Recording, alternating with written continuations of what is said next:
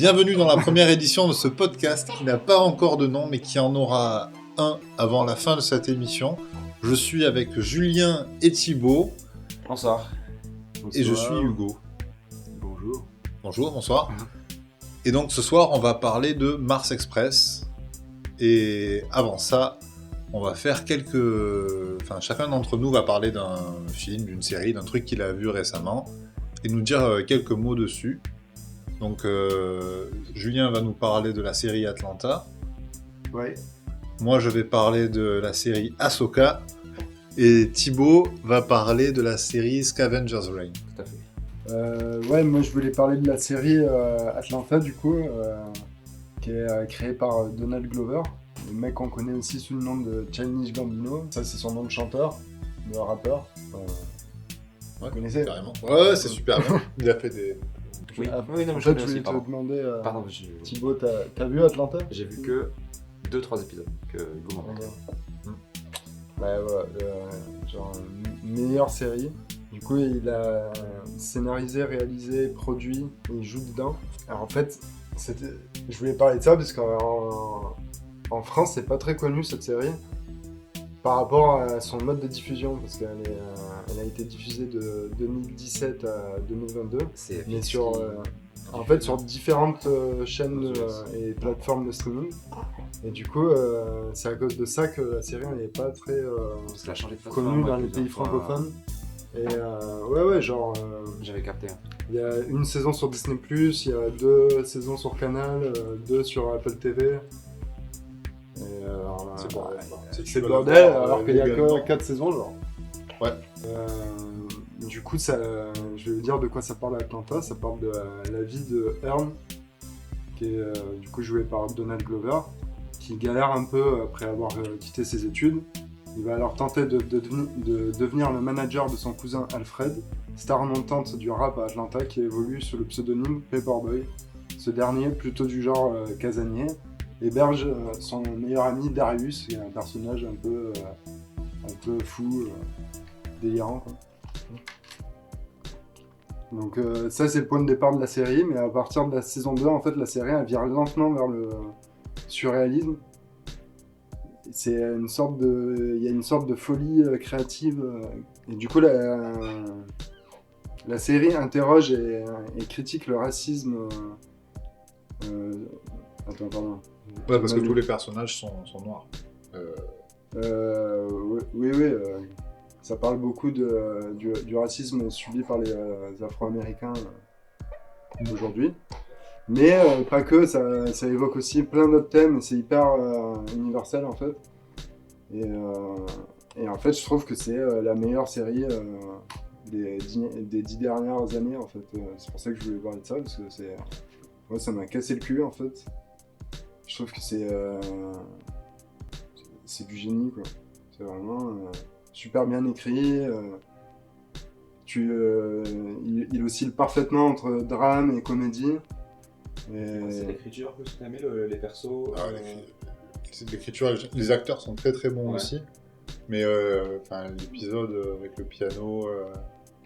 Ça fait partie des premiers épisodes de la saison 2 où ça vire vers le surréalisme un peu. Là, c'est un épisode un peu sur Michael Jackson, mais c'est pas Michael Jackson. Le personnage il est hyper chelou, et c'est une ambiance hyper angoissante. Et il commence à y avoir des épisodes spéciaux jusqu'à ce que, en fait, dans la saison 3 et 4, il y a carrément des épisodes où il n'y a plus les personnages principaux de la série. Okay. Ouais. Et il y a. Ça part sur des concepts. Ça part sur des concepts. Okay. Sur les enfants adoptés, là. C'est limite des fois des mondes alternatifs. Et après, hop, tu récupères les personnages principaux, mais tu les suis dans des fois. Okay. Après, tu arrives à la saison 4, il y a carrément des épisodes. C'est limite du David Lynch mixé à la sauce afro-américaine, quoi. Mais c'est très tentant. Ouais. En cherchant des trucs sur ça, parce que je m'étais dit que je voulais parler de ça, j'ai vu aussi que du coup Donald Glover il allait jouer dans une série sur Lando Calrissian. Ouais, tout à fait. On sait pas quand elle sort. Du coup, ça va peut-être casser mon boycott de Star Wars, parce que moi ça y est, je commence à en avoir marre depuis quelques années de Star Wars. Toi, Du tu as coup, arrêté, j'ai arrêté mais de... c'est Kenobi, c'est toi, quand je même, pense, c'est ça? C'est Kenobi qui Ouais, t'a Kenobi, ça m'a définitivement... je il y a regarde eu Boba je Fett, m'intéresse plus à Kenobi. ça. Ouais. L'enchaînement Et Boba là, Fett, Fett. il est vu pas- que je il est suis pas fan C'est de tellement- Donald Glover, je vais me sentir obligé de regarder sa série là. C'est con. Parce que c'est lui qui écrit en plus. Ouais, si c'est la lui série. qui écrit et qui réalise, ça Ah, ce peut sera être... sa série à lui. Ça peut être Ouais. Ah bah oui. intéressant.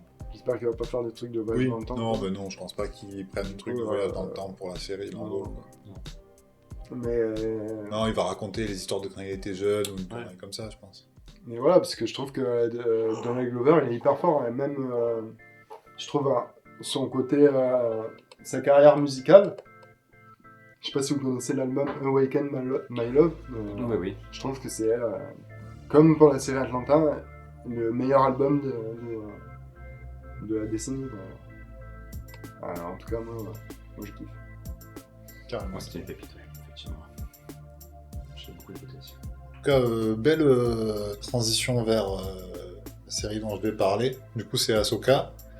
C'est réalisé par Dave Filoni et c'est sorti cette année, 2023. Et donc, c'est une série qui est présentée comme un spin-off de The Mandalorian, alors qu'en réalité, c'est plutôt la suite de Star Wars Rebels, qui est une série d'animation et qui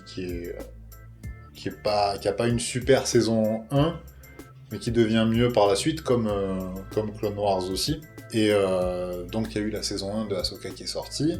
Le début de la série était assez prometteur. C'est vrai qu'à la fin, il y a 2-3 trucs sur lesquels on reste un peu sur notre faim. Notamment avec le décès de l'acteur de Baylan Skoll. Et le climax de l'action se situe pas à la fin, on va dire. En fait. Non, Voilà. non, clairement Même pas. de l'histoire aussi, c'est Mhm. pas clairement. La fin, elle laisse pas un super... Même Tron, ils n'ont pas non plus... Enfin, tu as plus envie d'en savoir sur Baylan Skoll à la fin de la Oh, série putain. que sur Tron, quoi. Ce qui est un C'est peu- le personnage qui ressort de la série. Ce qui est un peu... Enfin, ça fait pas de... Ça rend pas service à Tron, quoi.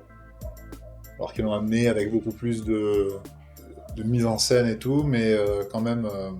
Le fait de la première scène de la série où tu vois Baylan Skoll qui rentre dans un vaisseau, qui fait vachement penser à la première scène du 4. De Vador. Ouais, Clairement. c'est ça. Et elle est super, quoi. Et tu as envie d'en savoir plus sur ce personnage, quoi. Alors que Tron, bon, il est là parce que il était déjà là dans Rebels, que c'est un personnage qui vient de Timothy Zahn et tout, donc ils sont obligés de le mettre, mais ils sont obligés. Ça fait à la fois du fanservice, c'est un super personnage, mais ils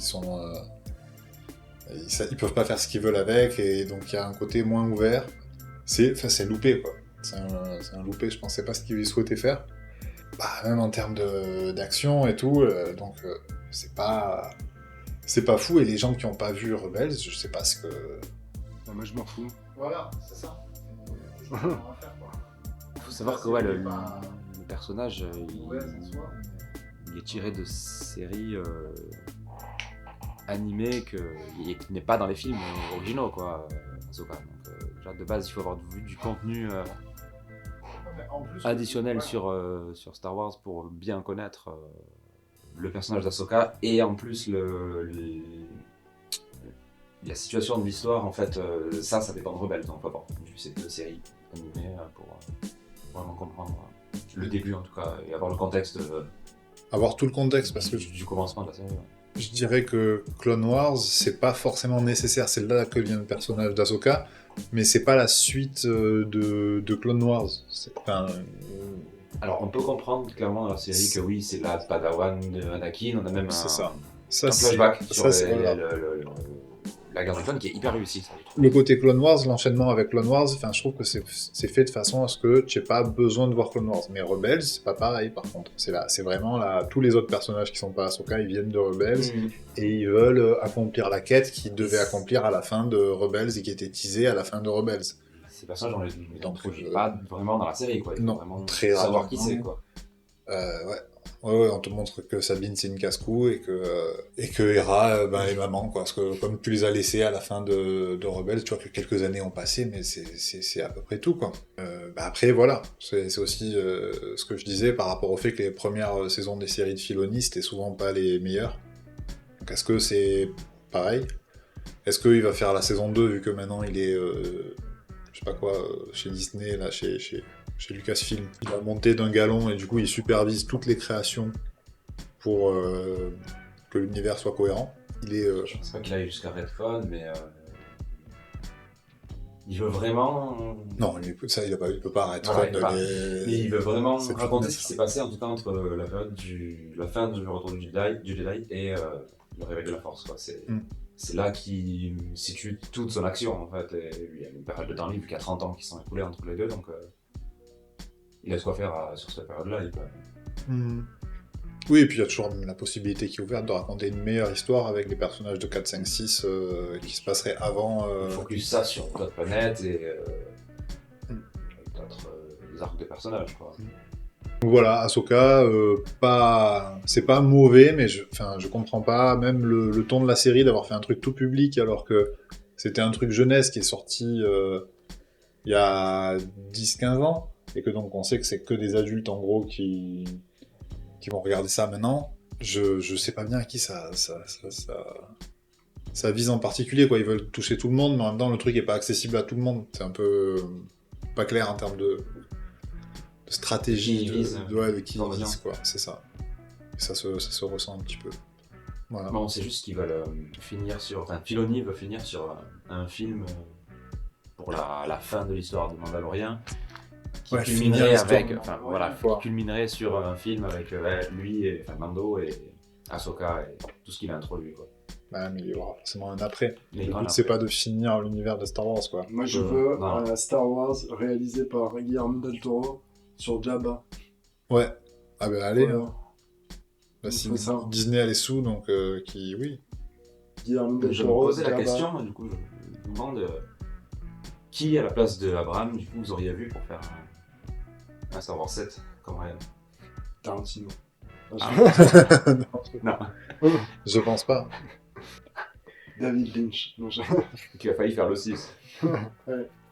Mais Arrête, Edward, je on trouve... va Ouais. Oui. Après, il a pas envie d'être dans le ton de Star Wars. Il n'existait pas. Parce que Rogue One, c'est très Ouais, bien, mais c'est pas, pas... Ouais, pas dans le même ton. Sanderson. Il y avait peut-être, je trouve, comment il s'appelle, celui qui a fait Jurassic World 2. Bayona, ouais. Ouais. Mais je trouve que c'est un peu, en termes de mise en scène, le descendant de Spielberg. Du coup, il aurait peut-être été... Ah, mais je Il pense a que... fait un super film qui s'appelle Monster Call. Oui. Et qui est... C'est cool ça. Et c'est un film sur le deuil, l'enfance, trop beau, genre. Ouais, je vois. Vraiment, C'est marrant ce que c'est. Et, Pas mal. je trouve que c'est un grand film. Et il y a dans ce film aussi ce truc à la Spielberg et tout. Je trouve que c'est le descendant. Après, savoir si c'est pas Spielberg. Non, Mais après, c'est- bon, il y a c'est- une grosse vibe. voilà, il y a quand même des liens. Il a travaillé avec lui Ouais. sur beaucoup de films et inversement. Il a réalisé la mort de Shakti, en plus, dans le 3. C'est lui qui a fait ça? Je crois, ouais, je crois que c'est De Spielberg scène, qui a fait la scène de la mort de Shakti. Au final, il n'est pas mort, vu qu'elle est dans Il meurt 5 fois, mec. Clone Wars, c'est ça. Non, c'est une scène du 3 où il y a les maîtres Jedi qui se font tuer et du coup Shakti c'est une Twi'lek, je crois, c'est qui a les morceaux de chair derrière la tête bleue et qui les Leku ça s'appelle, ouais. Sauf si c'est des Togruta, auquel cas ce sont des mantrales. Mais c'est pas obligé. On a un peu dévié. Mais Thibaut, il avait envie de parler d'une série aussi. Oui, avant de partir sur Mars Express, j'ai une petite reco à faire SF, du coup. Donc, petite pépite sur HBO Max, qui viennent juste avant de sortir un spin-off sur Adventure Time, qui s'appelle Fiona and Cake, qui était déjà très très quali. Une autre série d'animation qui est sortie, qui s'appelle Scavengers Reign, SF, donc plutôt adulte. On est sur c'est moins 16. Avec Ouais, c'est quand même assez gore. pas mal de violence gore, quoi. Et en bref, donc un équipage qui se retrouve sur une planète avec un vaisseau qui a complètement dérivé et des colons à l'intérieur. Et on suit 4 points de vue différents de cet équipage, je crois, qui s'est crashé ici. Et c'est vraiment très très beau au niveau des couleurs, surtout. Et donc, une équipe avec une fille et un robot, 2 explorateurs et un gars qui s'est un peu retrouvé tout seul. Sauf que la planète est vraiment très très hostile, quoi. On n'a pas envie d'atterrir là, du tout. Surtout les bêtes qui s'y trouvent, en fait. J'ai beaucoup aimé le design des bestioles. Toi, t'as vu quelques épisodes déjà aussi Ouais. de cette série? Ouais, moi j'ai vu Gore, il les me 3 semble. premiers épisodes de Scavenger's Reign. Et du coup, j'ai dit que c'était gore, mais c'est pas juste gore Il y a en un côté mode. malaisant, en fait, déjà. C'est magnifique. En Et même oppressant. temps. C'est très la Mais nature. en même temps, voilà. Et grands espaces et plein de couleurs. Et en même temps, il y a un côté effectivement très. En fait, d'être dans un endroit qu'on comprend pas, dont on comprend pas la logique. Il y a plein de formes de vie bizarres. Et c'est. Ouais, c'est Qu'ils très utilisent organique. des fois comme des technologies et après le scénario parle là-dessus, puisque un des robots se fait en quelque sorte infecté par une sorte de parasite, en fait. Et donc dans ces circuits même commence à avoir des de racines, tout ça qui poussent, et il y a toute une part du scénario qui part là-dessus. Et c'est très intéressant. Ouais, ça me chauffe. Non, franchement, c'est très bien. Faut vraiment que je finisse la première saison. Ils ont signé du coup pour une saison 2. Mais ouais. C'est cool, il y a de la bonne animation du coup qui sort en ce La moment. musique est très bien aussi. On est pas mal servi. Hein. Là, en ce moment, Même il y a eu le Miyazaki. Bon, c'est Miyazaki, Oui. c'est pas son meilleur, mais c'est quand même super. Hein. ils ont aussi sorti l'adaptation de Pluto, donc sur Netflix. De Pluto, c'est une adaptation d'un manga celui qui a écrit Monster et 20th Century Boys. 2 gros classiques déjà. Monster a déjà été adapté. Et là, ils ont adapté Pluto en 8 épisodes également, donc sur de la SF et de la SF avec des IA, des robots et un robot détective qui mène une enquête pendant. Qui fait penser pas mal du coup à Mars Express dont on va parler ce soir. Qui est donc un film qui est sorti cette année là, de Jérémy Perrin, avec un scénario de Jérémy Perrin et Laurent Sarfati. Les mêmes que Last Man. Est-ce qu'il était sur Last Man aussi, Laurent Sarfati? J'ai vu qu'il était sur Transition, mais en tout cas, c'est un gars avec qui il a déjà travaillé. Au niveau du casting vocal, il y a Léa Drucker, qui joue Aline Ruby. Alors là, on va spoiler, c'est important on va spoiler le film. Donc, allez le voir, parce qu'il est bien. Faut pas savoir ce qui se passe dedans avant de le voir. Donc, il y a aussi Daniel Njolobe qui joue Carlos Rivera. Il y a Marie Bouet qui joue Roberta Williams et Marthe Keller qui joue Beryl et Mathieu Amalric qui joue donc Chris Roy Jacker qui se rapproche le plus d'un antagoniste dans le film. Distribution, ils ont pris les mêmes compositeurs que la musique de la semaine aussi. C'est vrai, c'est les mêmes compositeurs, je l'ai capté direct pendant le film. Appris les montées de leur nom. J'ai bien aimé, en fait, c'est une musique qui se colle super bien aux images. Et en même temps, de temps en temps, il y a quelques thèmes forts quand même qui ressortent. Hein. Oui. Ils sont dans la boîte de nuit, par exemple. Ou le combat à la fin contre le. Ouais, c'est ça. Genre de Et bestiole. Last Man, c'était pareil, je trouve. Oui. Il y avait C'est très rythmé sur la musique, la semaine. Après, on peut plus marquer dans la semaine. Des thèmes principaux qui reviennent plus, très très souvent. Avec des thèmes associés à chaque. À des types de l'action, des moments tristes, ou ce genre de choses. C'est vraiment très construction manga, quoi. Et animé, du coup, la semaine. Mais ça se voit qu'il est très fan de ça, Jérémy Perrin. Mais, Ça fait combien de temps du coup il est sur ce projet Parce 2018, qu'il a arrêté je crois. en fait de. Il était sur la première saison de La Semaine et il a arrêté. Il a La pas semaine fait. est sortie en 2018, donc on date depuis 2018. Ça va, il a pas fait la deuxième partie pour faire son film en fait. Mm. Et moi, je voyais pas mal de storyboards passer sur sa page. mais elle est pas sortie la saison 2. Insta de La Semaine Si, oui. Si, si. 4 épisodes, mais en fait le format est pas pareil. Et tu vois que le rythme aussi il est pas pareil que la saison 1. Ça se voit clairement que c'est Perrin parce que le film aussi, le rythme il est plus rapide parce que c'est des épisodes de 12 minutes de La Semaine et ça ressemble vraiment un peu au rythme du film. Alors que la saison 2, c'est des épisodes de 45 minutes en fait. Et c'est 4 points de vue différents. Donc l'un c'est Katana, l'un c'est Richard, après les autres je sais plus.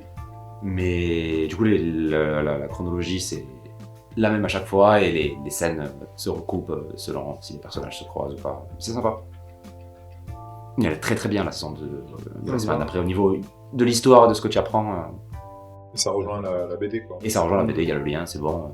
Maintenant, c'est la série, elle rentre dans la BD, c'est cohérent, quoi.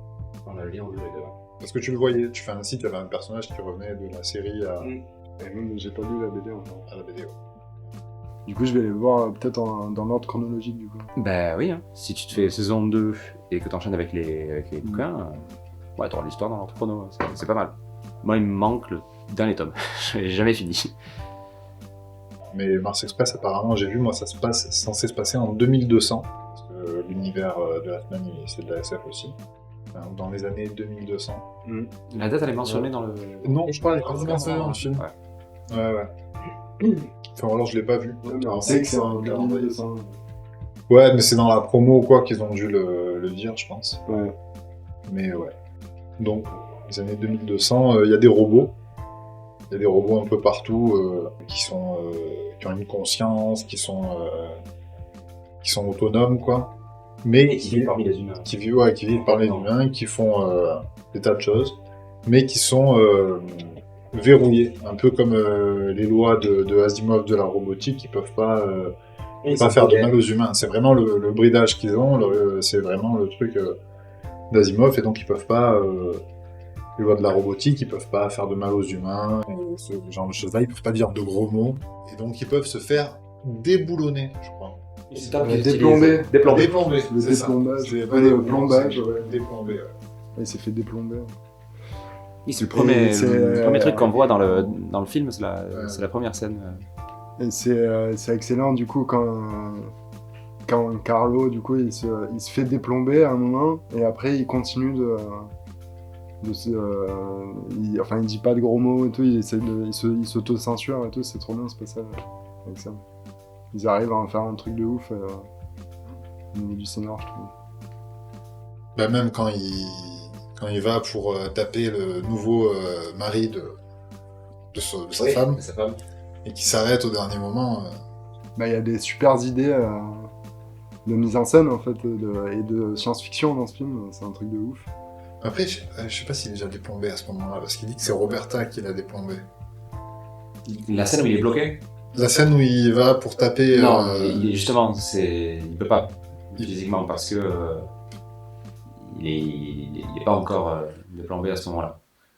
C'est juste à la toute fin. Ouais, mais même à la fin, il se retient, du coup. Donc les robots, qu'est-ce qu'ils veulent, finalement Où est-ce qu'ils vont? Où est-ce qu'ils vont? Non, mais à la fin. Bon. Il y a des robots, tout se passe bien, et donc il y a un personnage qui est là, qui va mener une enquête dans cet univers, qui s'appelle Aline Ruby, et qui est détective, qui est une ancienne militaire qui s'est battue sur Geonosis, ou je sais pas quoi. C'est pas Geonosis, probablement, mais... Non, elle a participé à une guerre comme avec Carlos. Ouais. Ils ont tous trop marre, on a l'impression, quand même. Ça revient. Bah, Carlos, il est mort, d'ailleurs, dans cette guerre, et donc il est en fait, c'est un robot qui a encore, qui a une intelligence d'un homme enregistré. Et, Tu fais penser aux têtes dans Futurama. Ouais, clairement. Clairement. il est un peu ridicule dans sa façon de se déplacer. C'est à la fois un peu comique, mais en même temps, moi, ce que je me suis dit, en revoyant le film, du coup, c'est que le personnage principal du film, c'était pas tant Aline, qui est pourtant le personnage réellement principal, mais c'était plutôt Carlos. Parce que son histoire est beaucoup plus intéressante avec On s'y accroche son plus, ex-femme. spectateur, mais- On sait qu'elle est alcoolo et qu'au début elle reste sobre, et après, bon, elle reprend, machin.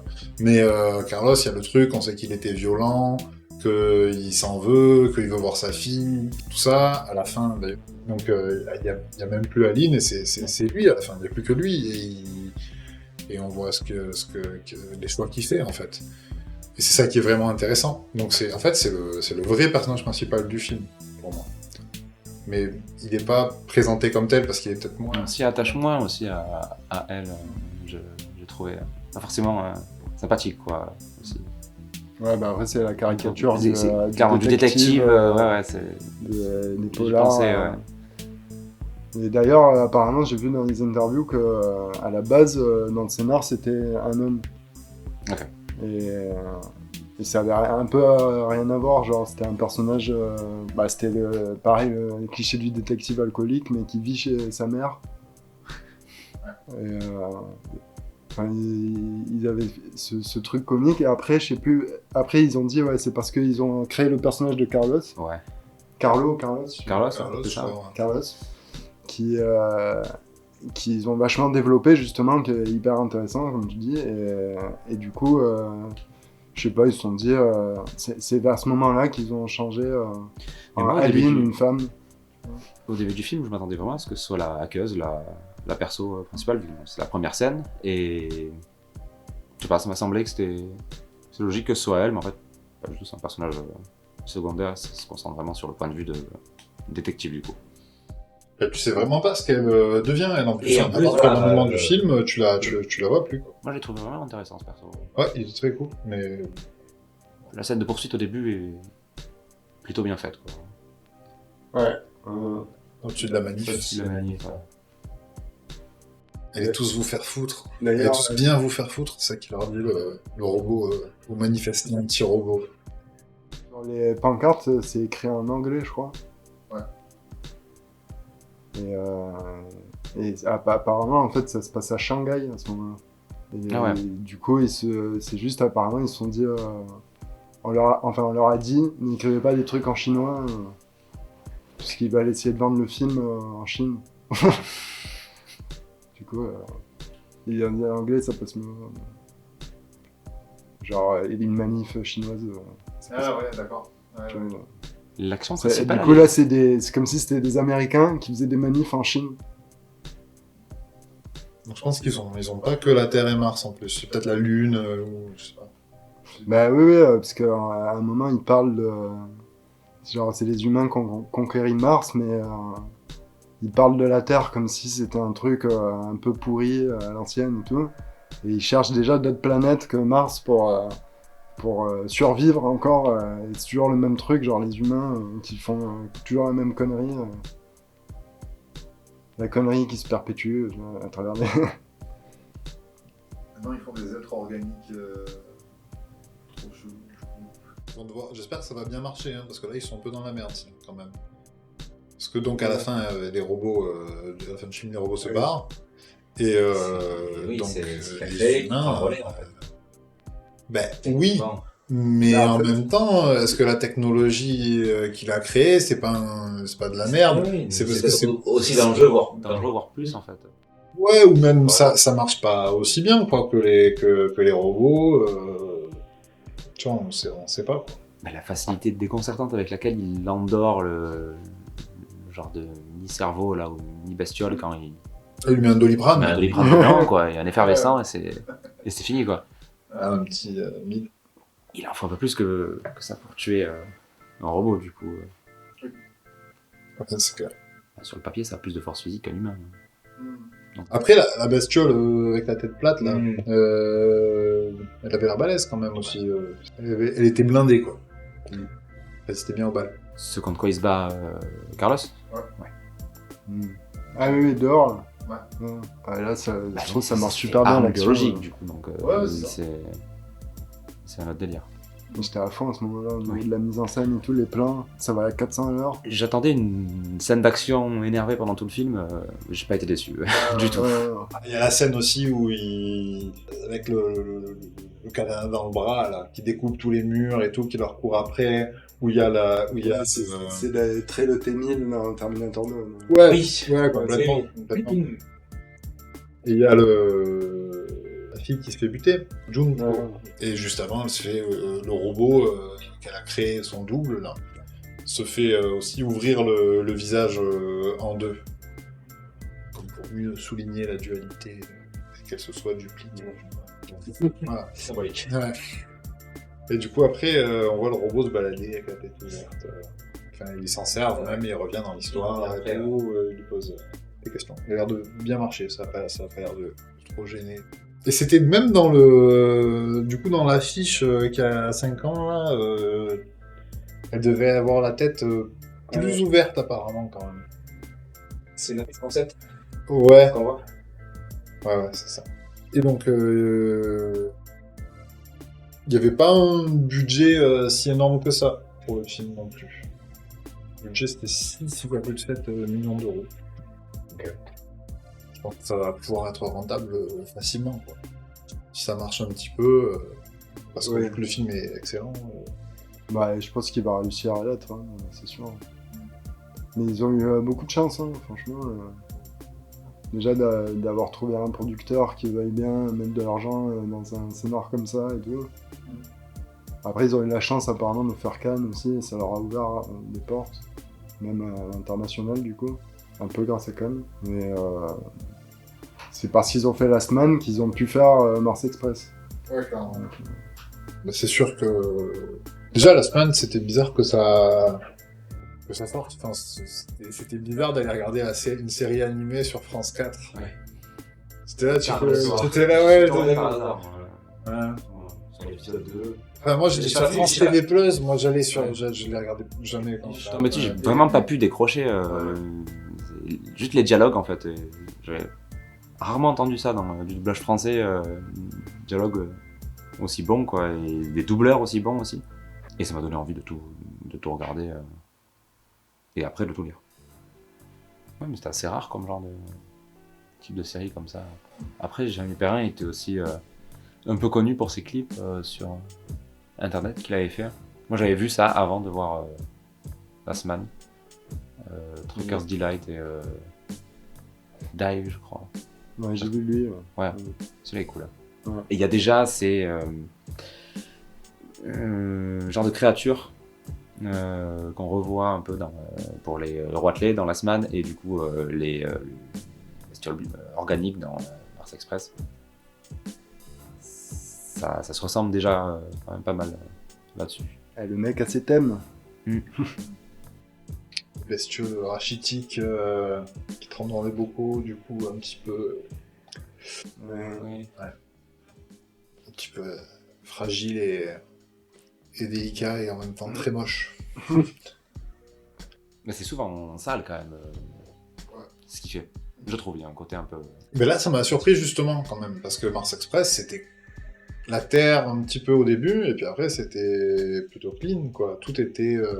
Moi, je trouvais que ça ressemblait beaucoup à ce qu'on pouvait voir, enfin, ça ressemblait juste à la Californie actuelle, leur Mars, quoi, avec un plafond en écran. Mais c'était pas un univers de SF. Ouais, mais même ça, c'est pas bon. C'est Futurama, même, et en plus, il se drogue. Ouais, on en voit un qui passe dans la rue, là. Oui, mais sur Mars, je veux dire qu'on voit. Les robots, c'est pas sale. Du coup, c'est. C'est pas déconnecté de la réalité, quoi. C'est pas un univers de SF qui est fou, qui te montre des trucs invraisemblables non plus. On reste avec des formes qu'on connaît, des bâtiments relativement simples. C'est juste, on est sur Mars, il y a un plafond au-dessus, qui est avec un faux ciel. Et puis, il y a des choses qui sont à la fois assez familières dans ce qu'on voit, et puis en même temps, ça traite des thématiques aussi très familières dans la SF, qui sont... Enfin, ça les traite différemment. Ça les traite d'une façon un peu française, avec un rythme très rapide, qui est pas trop français du coup. Donc c'est un peu...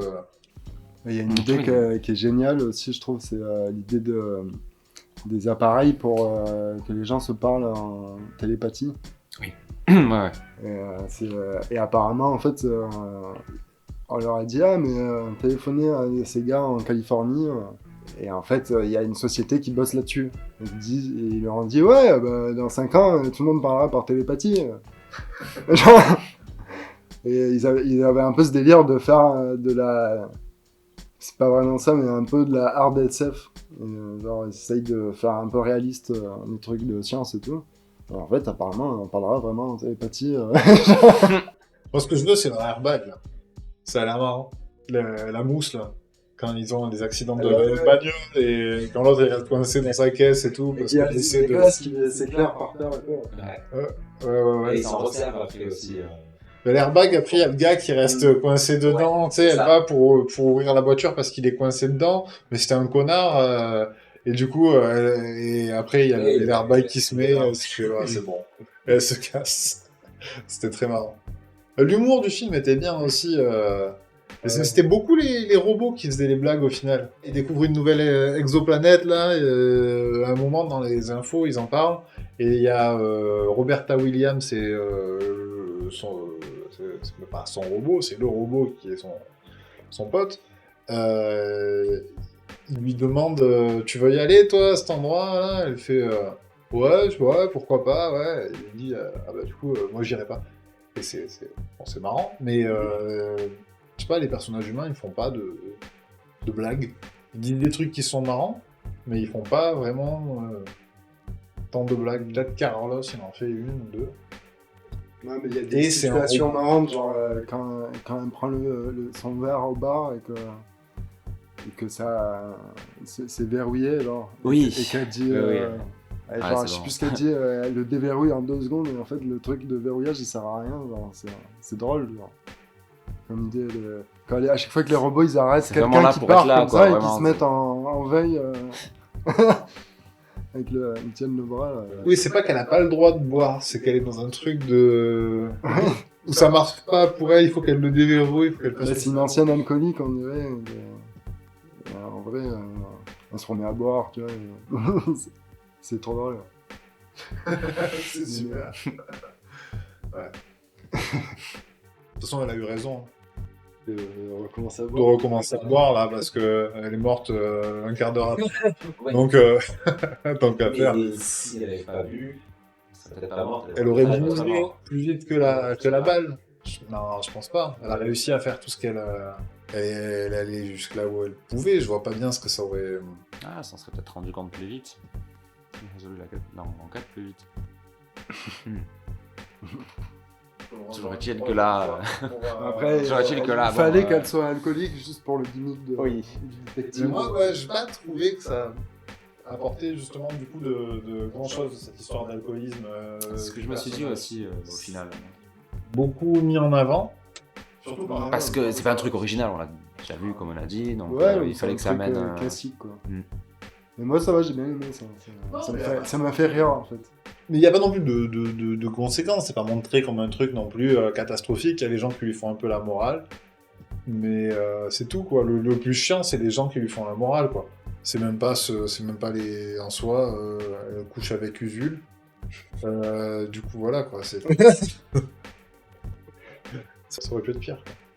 Et du coup, là, à la fin, c'est quoi pour vous? Alors... Les robots? Donc ouais, à la fin, on voit les robots qui sont empilés en tas, genre ils se montent les uns sur les autres, pour se télécharger dans les navettes, en fait, qui montent dans les fusées, quoi.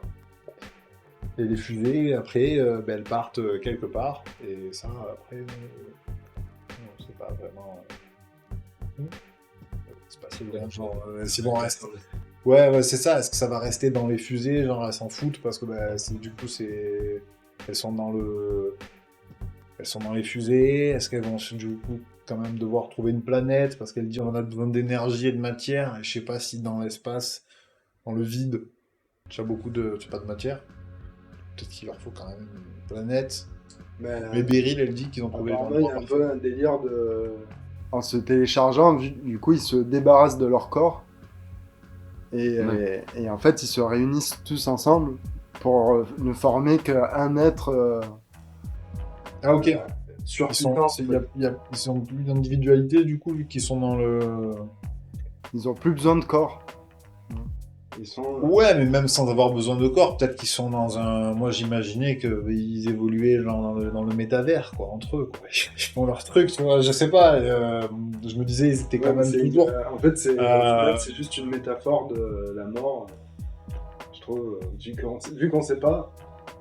Ouais, mais pourquoi ils voudraient tous mourir? Je pense pas que ce soit ça le but. C'est pas la mort, c'est justement une vision de la mort optimiste. En mode, on se réunit ensemble. Parce que ça fait vachement penser à la scène de 2001. La scène où justement on voit qu'ils se téléchargent, que tu rentres dans un truc et tout. C'est l'avant-dernière scène du film là qui fait. Enfin, vous voyez. Oui. Je peux pas. Rappelle-moi. Celle où tu rentres dans un genre de tunnel, c'est abstrait là. Tu as des espèces de... Mais quand ils se Ça fait téléchargent, clairement... Si c'est tourné, ouais, tu rentres, ouais, tu es dans un truc abstrait où tu avances dans un truc. Et dans cette scène, t'as pas l'impression, enfin, je sais pas, j'ai pas l'impression que ce soit dans la mort, mais dans 2001. ou à la vie fin, après la mort. Tu vois, quand ouais. Cette vision de la mort. Une vie après la mort. Ouais, ça fait juste de 2001. C'était l'étape d'après, quoi. C'est censé être quoi déjà quand il se passe ça dans le 2001? Il arrive, il se voit lui dans le futur. Il voyage à travers la galaxie super vite. Et en fait, il voit plein de trucs autour de lui. Dans le bouquin, c'est bien décrit. Il y a des ports interstellaires, des trucs spatiaux. En fait, il voit plein de trucs tout en passant très très vite. Et des choses qui sont gigantesques et voilà. Et des choses pas descriptibles, un peu en mode Lovecraft aussi. Qu'il n'est pas capable de comprendre et que... Pas encore. Jusqu'à sa renaissance. Quantité d'une autre nature. Truc de renaissance. Ouais, un truc de... Non, mais là, c'est carrément... tu renais en tant que dieu, quoi. C'est vraiment... C'est vraiment ça le message qu'il a voulu donner à la fin avec le fœtus géant. Enfin, toi, tu penses? Ouais, c'est ça, en fait. Il accède, David Bowman, au même niveau de conscience que les aliens qui ont contacté les humains. Comme quand il leur envoie le monolithe, il les fait accéder à un niveau de conscience supérieur. Quand lui, il arrive au bout de son périple, c'est ça que font les aliens. C'est comme ils ont fait aux singes au début. Ils le transcendent, en fait. Et à la fin, oui, il renaît en tant qu'un truc que nous, de notre point de vue d'humain actuel, on considérait comme un dieu, un peu comme un singe peut considérer un humain comme un être qui est supérieur à lui, quoi. Et nous, un être supérieur à nous, on appelle ça plutôt des dieux, quoi. Mais c'est pas un dieu à proprement parler. À la base, qui est sur mesure devenu... Ouais. Bon, après, qui crée une seule, du coup, une seule entité, ou que ce soit plusieurs entités regroupées dans un seul giga-ordinateur, peu importe, faut bien qu'ils aillent quelque part. Et c'est ça que le film dit pas, il reste un peu ouvert là-dessus, où est-ce qu'ils vont. Et en tout cas, ils ont laissé les humains tout seuls, bien dans la merde, a priori.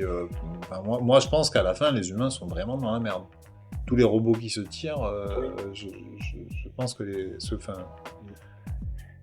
parce que du coup, le méchant, Chris Roy Jackson... Mais c'est pas super positif pour la race humaine, à la fin. Ouais, clairement. Le méchant. Le méchant, donc, qui est joué par Mathieu Amalric. Ouais. C'est Chris Roy Jacker qui s'appelle. C'est lui qui a organisé tout ça pour vendre ces technologies organiques, quoi. Ces biotechnologies-là qui remplacent plus ou moins les robots. Mais ça a l'air d'être un peu une arnaque quand même, cette affaire. Ouais, c'est une caricature de Elon Musk, machin Bezos. Là. Ouais. En même temps, pas complètement non plus. J'ai pas retrouvé de. Avec la piscine et tout, comme ça. Ouais, si, ces passages-là, moi, un peu vibe Elon Musk, quoi, j'ai Elon trouvé. Musk sur la piscine. Ouais. Même le délire d'aller sur Mars et tout, Hmm. c'est Elon Musk. C'est clairement. La vibe gros milliardaire connard. Il montre vite fait dans le film, il y a des scènes courtes où tu vois les gens s'intéresser à des... Tu sais, ils vont au salon, je sais pas quoi, au magasin. Il n'y a pas une scène comme ça? Oui, magasin de meubles, là. Ouais. Pour la Brain Farm. Pour la Brain Farm. Tout à fait. Ouais. Mais ce passage, il est cool, n'empêche, avec les qui travaillent, qui oublient leur mémoire. Ça fait vraiment penser à Philippe Cadic, là. Ce truc-là de bosser et de te faire effacer la mémoire.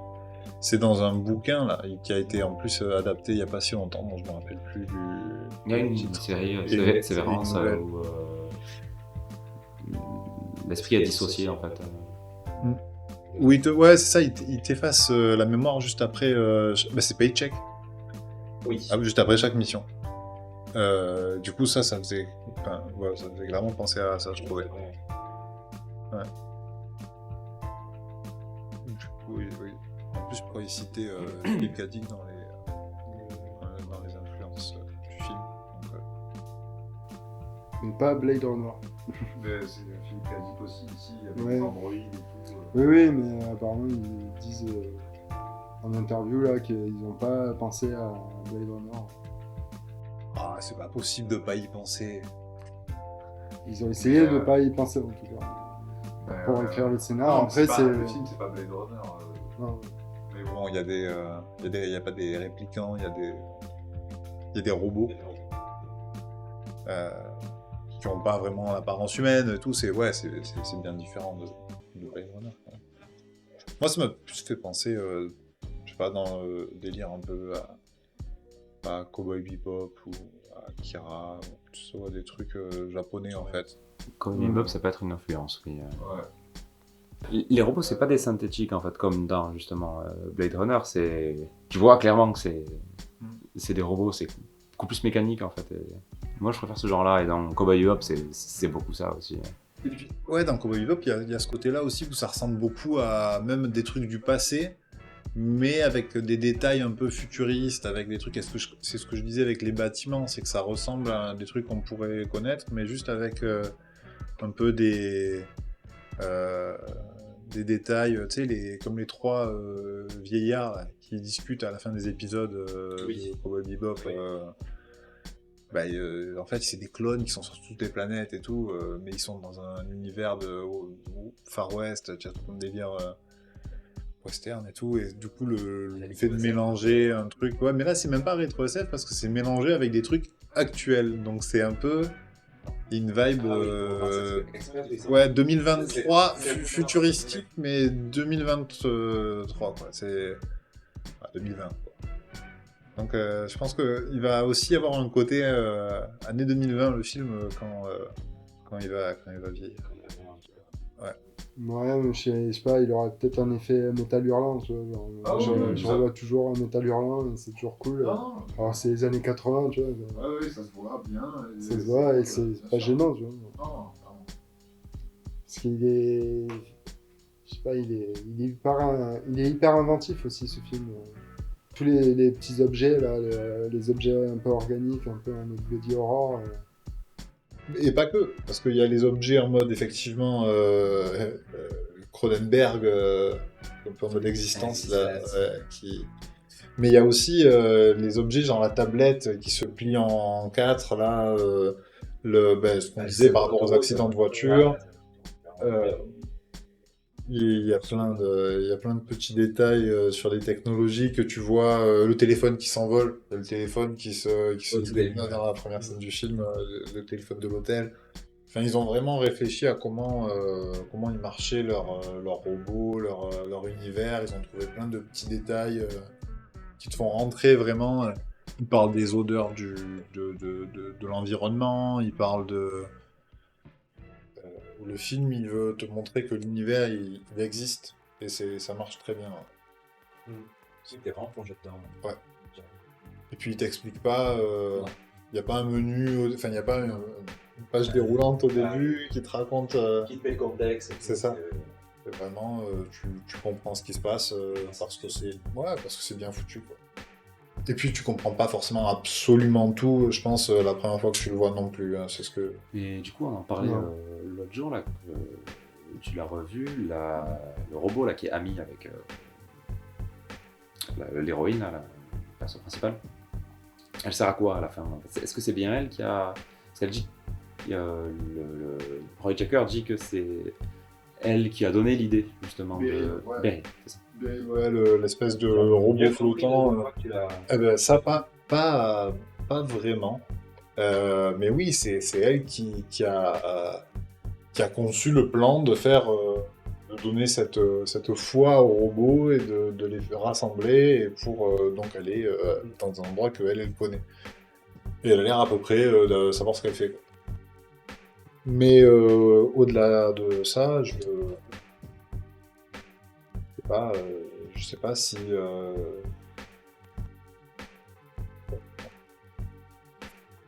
À quoi elle a servi au final?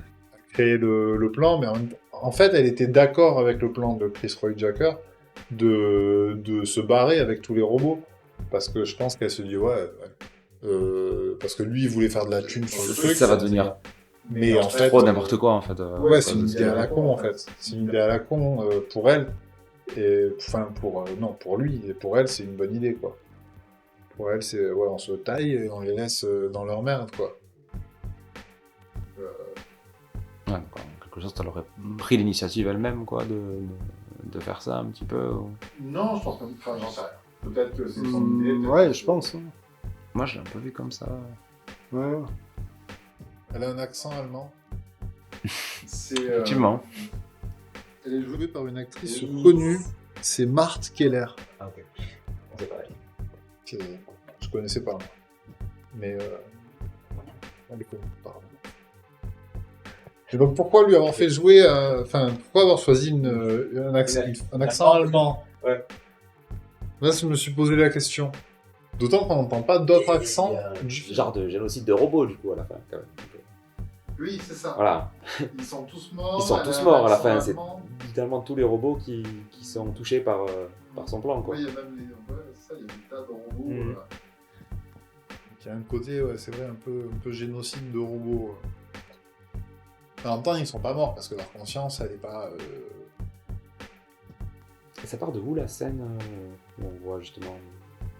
c'est Carlos? Ça part du moment où c'est ça, où Carlos il monte à son tour sur la pile et il tend son bras sur lequel il y a une espèce de petit émetteur récepteur là, qui reçoit des lasers et qui se télécharge du coup dans l'avion, quoi, dans la navette spatiale.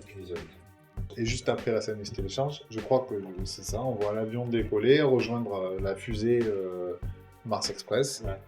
Et... On voit au début du film. Je fais le titre. C'est stylé, ça. Excellent. Ce que je kiffe aussi, c'est la structure de l'histoire qui est... à la base, ça part d'un petit truc. Et après, ça va sur... Ça finit en complot mondial. Ça finit en complot mondial, mais galactique. Oui, galactique. C'est excellent. Ça prend ce procédé-là, mais à l'extrême, quoi. Oui, là, les enjeux, à la fin, sont plus les mêmes qu'au début, c'est trop bien. J'aime trop ce genre d'histoire. Ça se prête hyper bien à la science-fiction, et au film, mélange science-fiction, film noir, c'est... Ouais. Je sais pas, le combo, il marche trop bien. Scène d'intro te met direct bien dans le jeu. Alors, qu'est-ce qu'il pourrait y avoir de mieux, du coup, dans le film? Qu'est-ce qui pourrait être amélioré? Parce que, bon... un antagoniste un peu meilleur, peut-être? un perso antagoniste un peu plus stylé, je sais pas, un homme de main, quelque chose comme ça, un peu plus. Après, le genre de monstre organique là, contre quoi elle se bat est bien vénère. Et comme tu disais tout à l'heure, le robot compagnon de la hackeuse là, j'ai oublié son nom. Non, je sais plus. Mais celui-là en version Evil, on va dire, ça aurait été bien sympa, j'aurais bien aimé. Bah, au début. Et oui, voilà, en fait on le voit quand il est contre eux, en fait, c'est... Donc ouais, peut-être ça. Que les technologies organiques du coup qu'il développe, Elon Musk là, sont un peu plus claires et qu'on ait plus de détails dessus aussi, j'aurais aimé, ou voir plus de choses avec ça.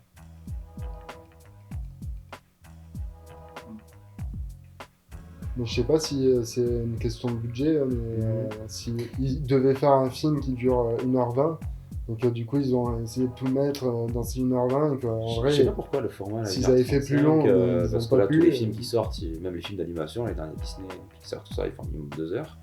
Donc je sais pas si c'était question. Oui, oui, il y a de grandes chances en fait que ce soit ça. Vu que Last Man ça s'est fait au crowdfunding. Je pense qu'il a aussi beaucoup, du coup ça a eu beaucoup de succès, donc il a récupéré pas mal, il a fait son film avec ça, mais déjà de base la semaine ils ont réussi à la faire en crowdfunding quoi. Il avait fait aussi Crazition entre temps. j'ai pas vu ça. J'ai pas vu non plus. Mais J'ai vu un épisode, un ou deux, très spécial. Parce qu'il en parle pas trop, j'ai l'impression. Pas mal crade. Pas mal de cul, mais j'ai vu qu'un épisode. Très très énervé. Ça ressemblait au clip avec le qu'il a fait là, c'est un peu plus dans ce délire. Entre Cozy Light. Non, Genre l'autre, dans la piscine. C'est pas le même style. Non, je trouve. Ah oui. Il faut trouver un nom au podcast aussi. Parce qu'on n'a pas de nom pour ce podcast. Podcast Express.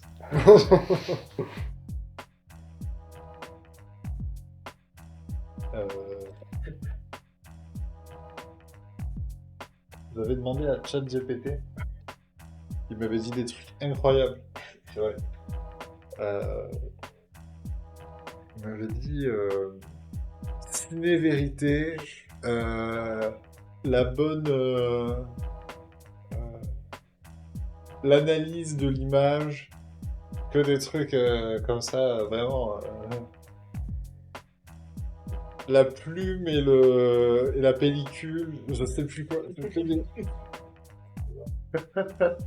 Ouais, ça n'allait pas. Ah, ça n'a pas fonctionné. Et du coup, j'ai eu quand même une idée, comme quoi, et c'est quinoïde. Comme le quinoa, mais ide. C'est quinoïde. Ça va être une bonne idée. Ouais. Kinoïde, ouais. C'est court. C'est pas très bon. Mais il y a Kino dedans, j'aime bien. Ouais. Le truc avec Kino dedans, c'est cool. douze. C'est cool. Le truc avec Kino dedans, c'est cool. Là, ça claque. Mais ouais. On voit si on trouve autre chose. Pour l'instant, Kinoïde. Kinosaurus. C'est trop long. Hein. Non, ça pourrait être bien plus long que le Kinosaurus. C'est pas mal. J'aime bien, hein. Moi j'aime bien le Kinosaurus. Je préfère Kinosaurus en fait. Ouais, Kinosaurus, c'est. Mais voilà, on a bien fait d'en parler. Kinosaurus Rex. Kinorex. Le nom de médicament. Ouais, Kinorex. Prenez donc un Kinorex. Ouais, non, c'est pas possible. Non, Kinosaurus, c'est bien. Kinosaurus Rex, c'est vrai que ça peut marcher aussi. Mais est-ce que ça ne devient pas trop long? Moi, un truc court, c'est bien. Kinosaurus. Genre en 2 syllabes, comme t'avais trouvé, moi je trouve que c'est bien. Kinosaurus, c'est très bien. C'est pas trop long, hein.